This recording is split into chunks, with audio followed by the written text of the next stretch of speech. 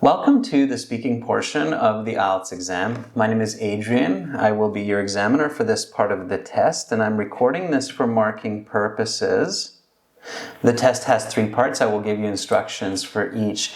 First, may I see your identification? Can you just open it up and show me your... Yeah, sure. Sure, thank you. Here's my passport that I use for registration. This candidate is confident from the beginning. She is also making eye contact, which is good. However, pay attention not to interrupt the examiner and use formal language. Certainly, here is my passport. Please take a look. Or gladly, this is the passport I used for registration. Please take a look. Be polite.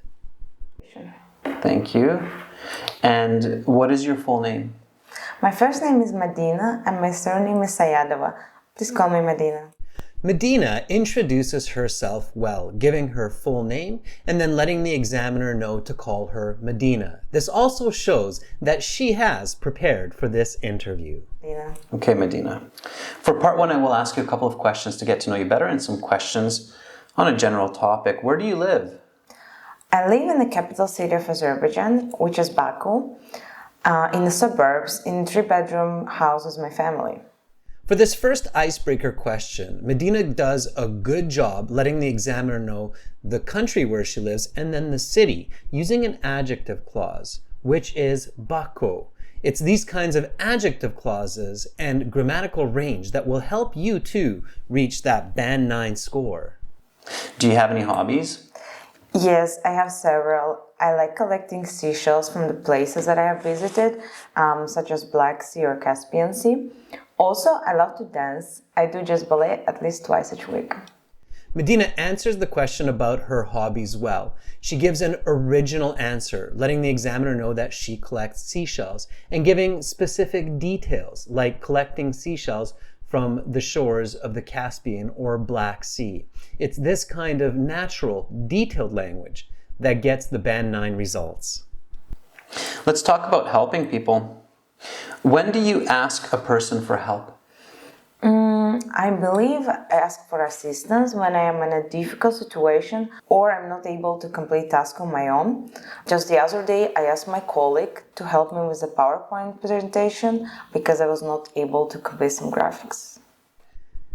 The first question of part 1, when do you ask for help? Medina reaches the band 9 level because she uses the question and paraphrases the topic word help for assistance, stating, I usually ask for assistance, then explains her answer when she is not able to complete tasks on her own.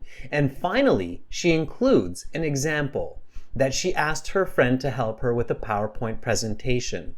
This answer, explanation, and example strategy is excellent for those high band scores. How often do you help another person?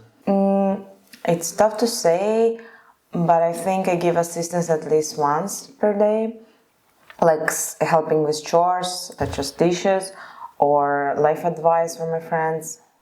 Medina answers this question well, sounding natural, starting by saying that's a tough question. And then she uses some quantitative language for clarity, saying that she assists someone at least once a day, such as with chores, doing the dishes. Where are good places for you to seek help? I believe it depends on the situation. For relationship advice, I go to my family and friends, usually to my mom or my good friend Leila. For work, I look towards my colleagues. And generally, a good place is searching online. There is plenty of information on YouTube and blogs. For this question, Medina gets a band 9 because she's able to produce multiple top-level responses, stating that for relationship advice, she looks towards family. Notice the use of idiomatic language, looking towards family. It's this kind of subtle, natural use of idioms that help to improve lexical resource marks. Then she also talks about professional advice and getting help from the internet. Why is it important to help people? I think it's crucial for happiness and success of humans. because it is what makes us special as species. I mean, when we help each other, we can avoid having bigger problems, and also we can expect that people will help us in the future. Medina uses nice, real conditional language in this response to show that she has mastered not only vocabulary but also grammar, stating that it is crucial to help others, and then creating a real condition. When we help others, we can expect help in return. Sure. Have the way people help each other changed compared to previous generations? Yes, I think in some ways it has. Nowadays, people are able to assist each other remotely with the help of technology. Like the other day, I was lost. I called my friend and she was able to help me using the video chat function on my phone. Also, I think some societies have become less willing to give assistance, while others more willing to give assistance. Again, this is a Band 9 level response because Medina clearly is able to not only grasp but reflect the grammar of the question. The question is in present perfect. Has giving help changed? Immediately, she says, yes, I think it has. And then she cleverly says that by technology, we have been able to give assistance remotely. It's this kind of acknowledgement and reflection of the grammar of questions that is critical to getting those perfect Band 9 scores. If you could help one part of society, what would it be? It's tough to say because there are so many people that need help in the world. But if I had to say, I'd give food, medical and other aid to the people who are victims of Nagorno-Karabakh conflict because they have gone through the war and so much suffering and difficulty. Again, for this conditional, Medina reflects the grammar of the question, gives a genuine and original response. She says, if I had to choose. She even starts with a very natural leading expression saying, that's a tough question because there are so many ways in which society needs help. It's this kind of full answer that has a beginning, middle, and end, which is required to get those high band scores. Make sure not to over-speak. Be sure to finish your answers. That is the end of part 1. We will now continue with part 2. For part 2, I will show you some questions on a card. You will have 1 minute to read the questions, think about your answers. You can take notes in that 1 minute if you wish. There's some note paper and a pencil in front of you. And then you will have 2 minutes to speak. Please do not touch the card.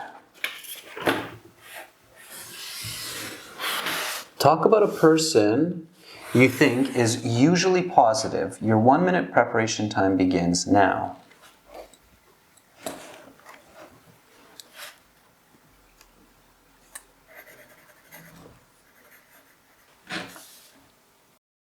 Want to know your IELTS speaking band score? Send me your MP3 Part 2 recording for a band score estimate to this email address, also in the video description. Make sure to join my weekly live IELTS classes for a chance to practice your speaking with me in an interview. Click the subscribe button and hit the bell to get notifications. Medina, your 1 minute preparation time is up. Please begin speaking.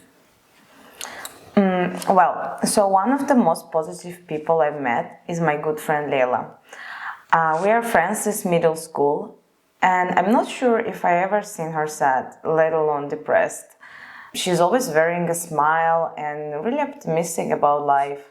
Lily is about my height, 166 centimeters. She has long, dark, wavy hair, dark eyes, and quite fit. I think the reason why Leila is such an optimist is both because she was born this way and because of her upbringing. She was raised with a great family ideals and great parenting as well. I've met her parents on several occasions and they are also very cheery people. Whenever they do not see eye to eye, they don't fight about it. Rather, they discuss the problem and come to a resolve. Clearly, these good communication skills and sensibility rubbed off on Leila as well. And since Leila is so positive, she has a big social circle, including a lot of Instagram followers. So she always has people to boost her confidence. In fact, Leila has finished Masters in Sociology and now she works as a life coach, helping others to find their direction in life. I think the best lesson to learn from Leila is that staying positive helps to have really good relationships and also reach your goals. And in order to do this, it's better to talk about problems rather than fight about them. Okay, I'll stop you there, Medina. Your 2 minutes is up, and now we will continue with part 3. This is an excellent example of a Band 9 cue card response when talking about a person. Cleverly, Medina first tells the appearance of Layla, her friend, as being approximately her height at 166 centimeters with dark wavy hair. This enables the examiner to visualize this unknown person. Then she gives a bit of background about Layla's upbringing, using complex grammar, correlative conjunctions, like both her character and her upbringing contribute to her positive behavior.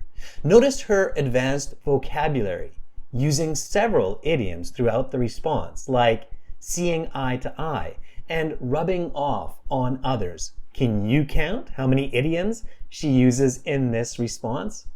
Of course, then Medina backs up her friend's personality with actions, stating that she gets a confidence boost from her friends on Instagram and that she is going to do her master's. When talking about a person, it's this structure of appearance, personality backed by action, that gets those high band scores while making sure to answer all the questions on the cue card with good grammar and advanced vocabulary. Practice this for your next IELTS exam. Now, let's continue. Can you please put the note paper and pencil to the side? Just turn over the note paper. Thank you. And now for part 3, I will ask you a question in relation to your response and some questions connected to the topic of part 2. What kinds of activities do you like doing with Layla when you hang out with her? We love to dance, as she's also into jazz ballet. Also, we like to go for a walk and talk a bit about life, catch up on what we were doing. Be ready for follow-up questions from the examiner regarding your cue card response. In this case, the examiner asks what Medina and Layla like doing together.